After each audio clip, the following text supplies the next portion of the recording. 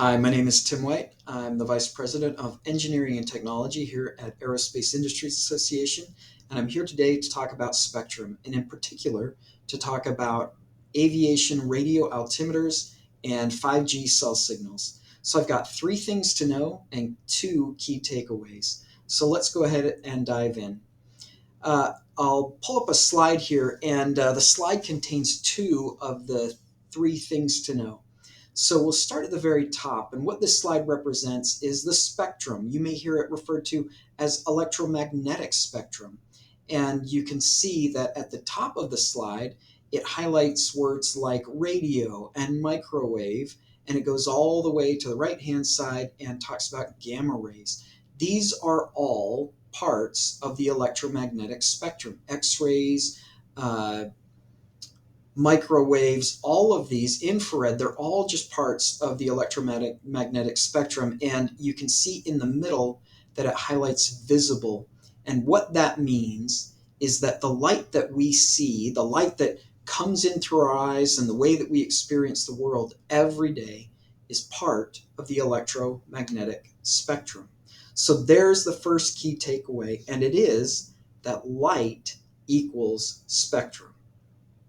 Now, you may look at that and think, well, wait a minute, does that mean that radio waves and visible light are the same? And the answer is they're kind of the same, but they differ in one key aspect.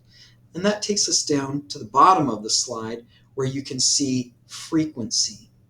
And frequency is this second takeaway, and it is this.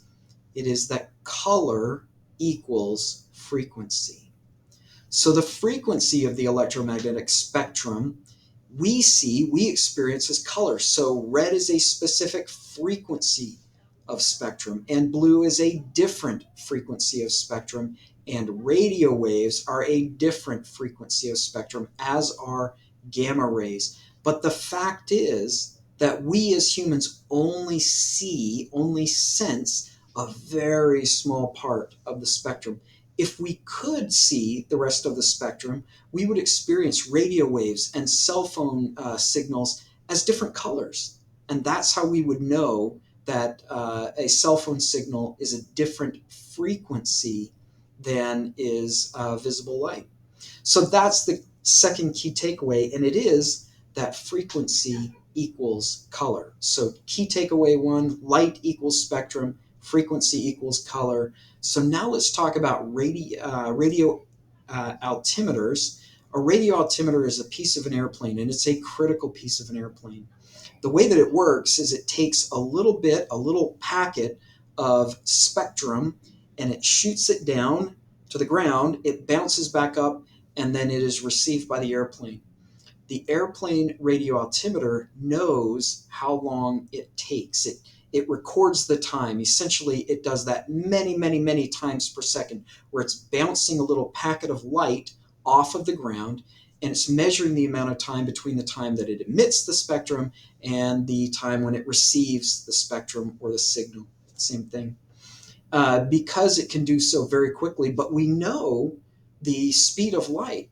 And so while this is happening very quickly and many times per second, it can time, and it knows exactly how long it takes, and therefore it can also tell exactly how high above the ground the airplane is. It is a critical piece of an airplane's ability to avoid obstacles, is being able to see how high above the ground am I.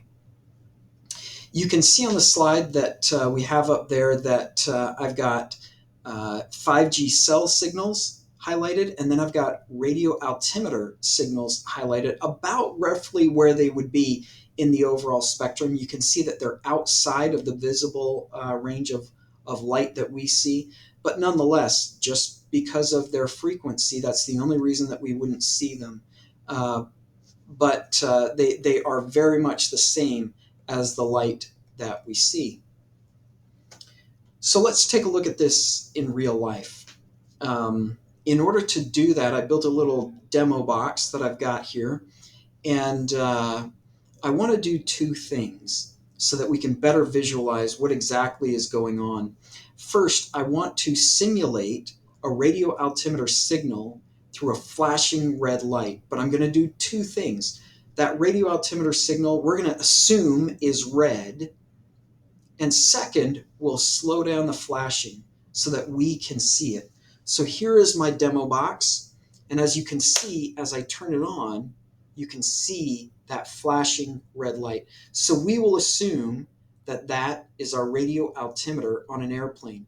And if you're on an airplane, you want that to be working, functional, and to be available to the pilots and to the crew so that they can see exactly how high they are above the surface of the ground. It's a really critical capability, especially when you're landing. So now let's simulate a cell phone signal. And that cell phone signal is a different frequency or color than the flashing red radio altimeter. So it's close in frequency, but not exactly there. We're going to simulate that as a blue color, a blue light. So now that I've got a dim blue light, you can kind of see you and use your antennas to understand that, yeah, there's a blue light there, but I can also kind of see that flashing red light. But as soon as I start to turn that blue light up in intensity, you're overwhelmed. You can't see the flashing red light anymore. And if you are in an environment where that light is flashing and it's critical for you to be able to discern that flashing red light, you will not see it. And that's a huge problem for an airplane that's coming in through inclement weather that needs to be able to see that signal in order to land. And so the question comes, well, how do you deal with that? And the answer is, one of the things that you might be able to do is install what is called a filter. This is a filter that allows certain frequencies through and blocks other frequencies. In this case, this filter allows through red frequencies and it blocks all other frequencies, including blue. So as I slide it over my signal, there you go. You can get back to seeing that flashing red light. So that's one option that you can do in the aviation space. In some cases, you can install a filter that will enable you to filter out other frequencies, keep your base frequency going. Now, having said that, though, it is time intensive. It is not perfect. It doesn't work in all instances, but in some cases, you can add a filter and be able to see your signal again. So here we are back with our flashing red light.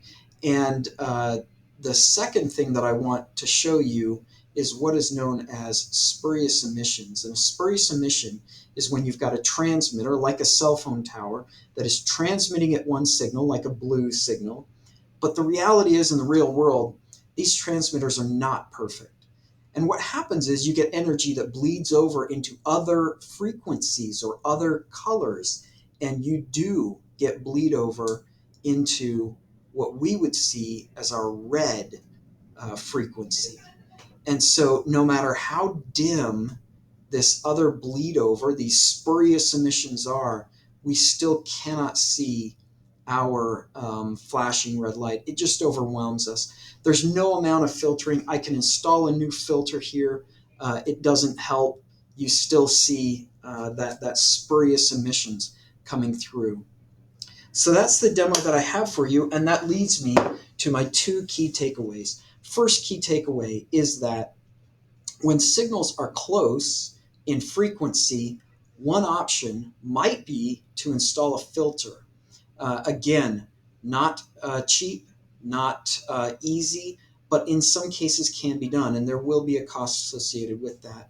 The second key takeaway is that when those spurious emissions are in the same frequency as the signal that you're trying to discern, there is no amount of filtering that will enable you to be able to see your signal again.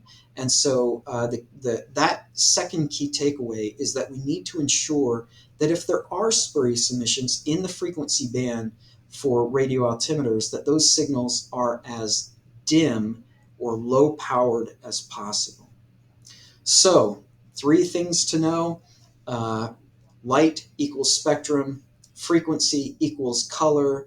Radio altimeters work by flashing a light, if you will, down to the ground and then receiving it and timing the amount of time that that took. And then two things to take away. First is sometimes filtering can help when the signals are close but not exactly overlapping. But in cases where the signals are overlapping, you need to make sure that the spurious signal is as dim as possible. Otherwise, there's just nothing you can do. So thanks for watching. Hope this was informative to you. Would love to hear your comments, additional clarifications. Let's continue the dialogue.